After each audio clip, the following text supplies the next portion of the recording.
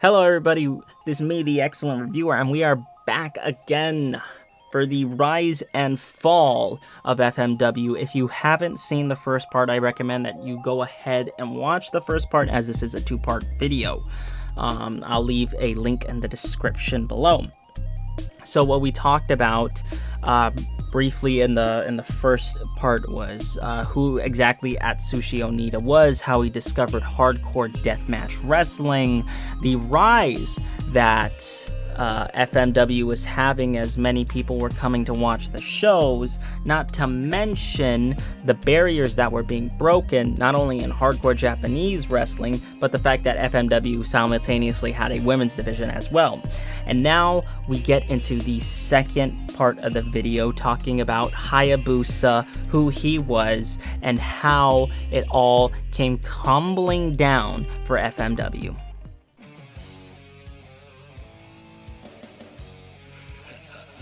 Every wrestling company has its main star that they center their promotion on. For instance, New Japan has Okada as well as Tetsuya Naito as top stars, and WWE in their heyday had Austin, Hogan, and Cena. So FMW needed that one big star that they could claim as their own. And in 1995, Onita wanted to leave the company so that he could focus on his burgeoning acting career as well as get his GED. But Onita wanted one last chance to go out on top at FMW's biggest show of the year, setting to draw over 58,000 fans. However, his opponent and friend Tarzan Goto was set to be his opponent, but Goto thought that if he lost, that it would harm his career, so he and a handful of other students who were learning at FMW left the promotion days before their biggest show of the year.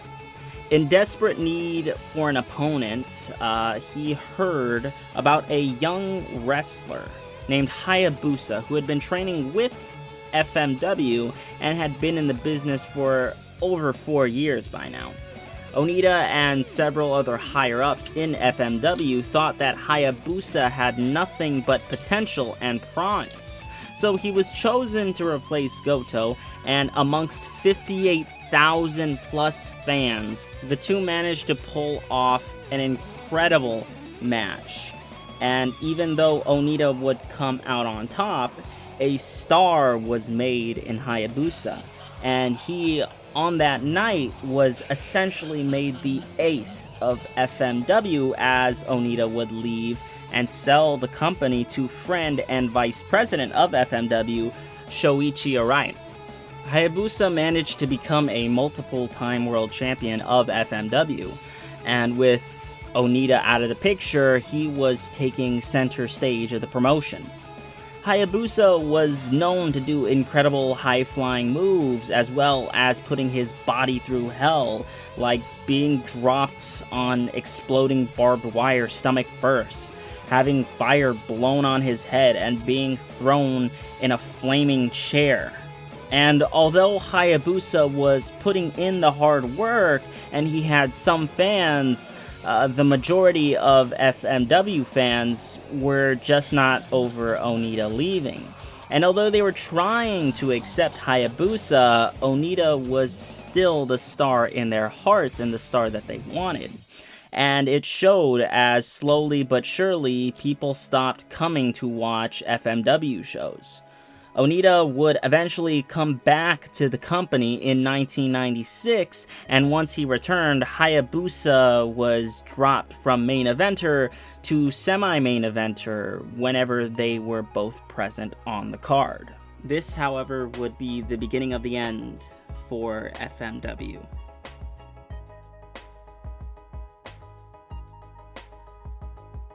Once Onita returned to FMW, there were arguments that were formed about which direction the company should go in between Onita, Koto Fuyuki, and owner Shoichi Arai.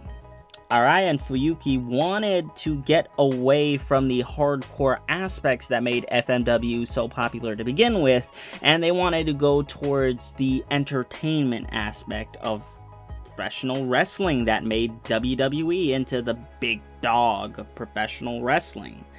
There was also another problem with the fact that FMW did not expect to go for more than a year, so naturally there were no long-term plans in place for the future of the company.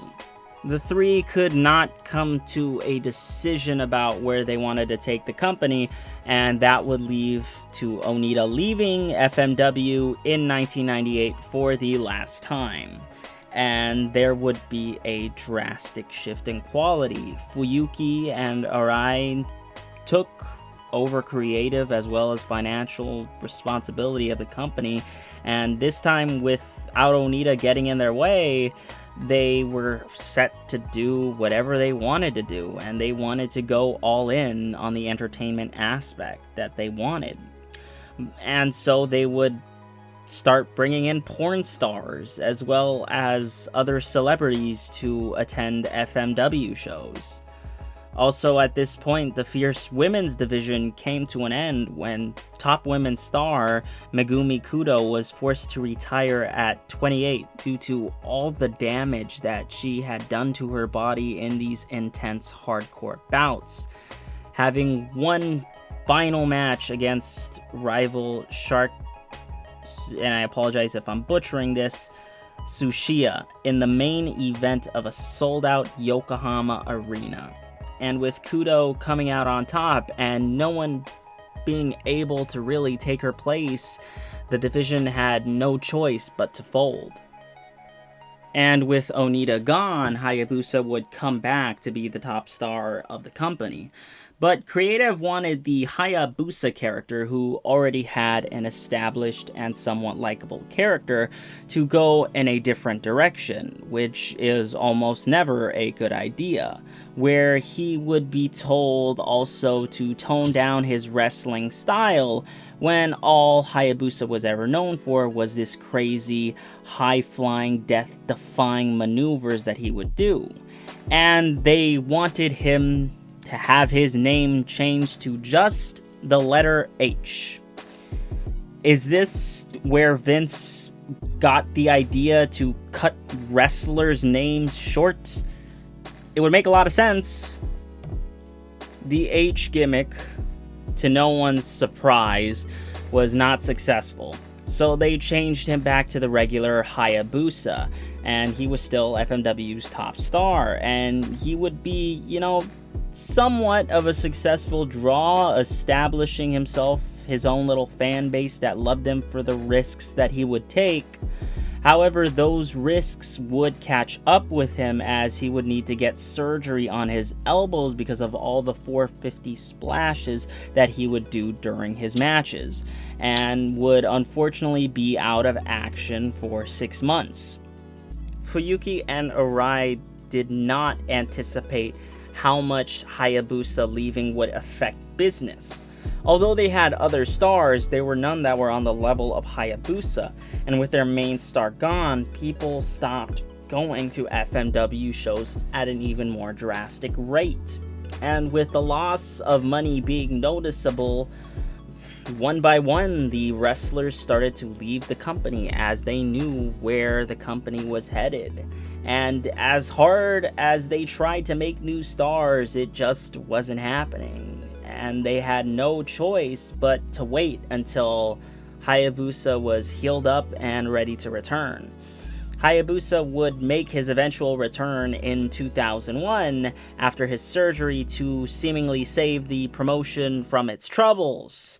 However, it would all come crashing down one night for FMW.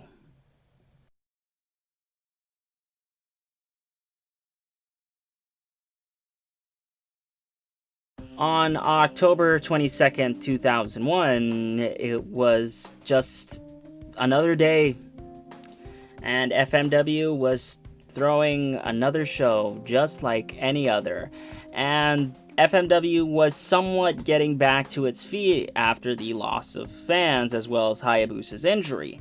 And FMW was, running another show where Hayabusa was set to take on Mammoth Sasaki.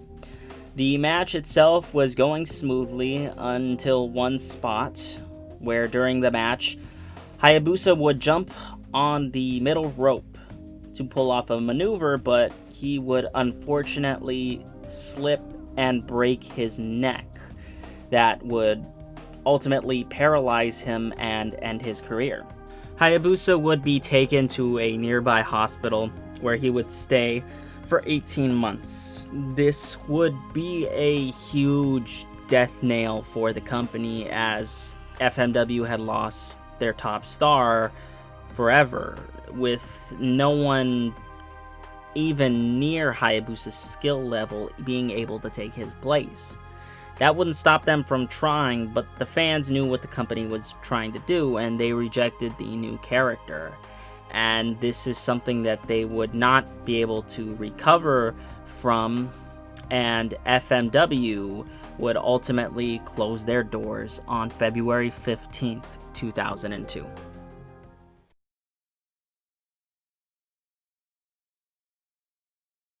The owner of FMW, Shoichi Arai, would find himself in even more trouble because he owed millions of dollars to the Yakuza.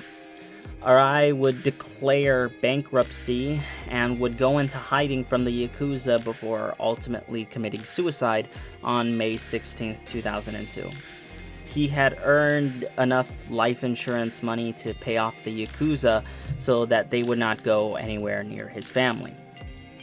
Hayabusa would be confined to a wheelchair for the majority of his life, and with wrestling seemingly nowhere near in the picture, Hayabusa would take up singing and would release 3 albums. And in 2015, Hayabusa finally regained the use of his legs to the point where he could stand on his own and walk with a cane. However, Hayabusa would pass away from a cerebral hemorrhage on March 3rd, 2016 at the age of 47. Atsushi Onita would go on to get his high school education, be a part of a Japanese exclusive Nintendo DS game named Atsushi Onita's Political Quiz. Weird, I know.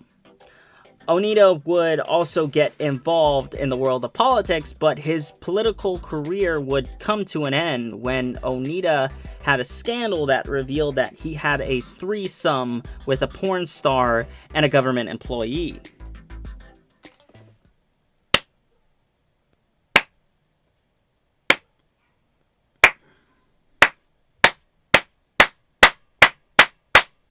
FMW was the one-of-a-kind promotion that was supposed to only last for one show and ended up lasting for over 13 years. That says something about the company. And it innovated Japanese deathmatch wrestling by shaping the world of hardcore wrestling as well. It just had too many problems within the company to come back from. But FMW will always have a place in the fans' hearts as this promotion that honestly made the most out of what was given to them.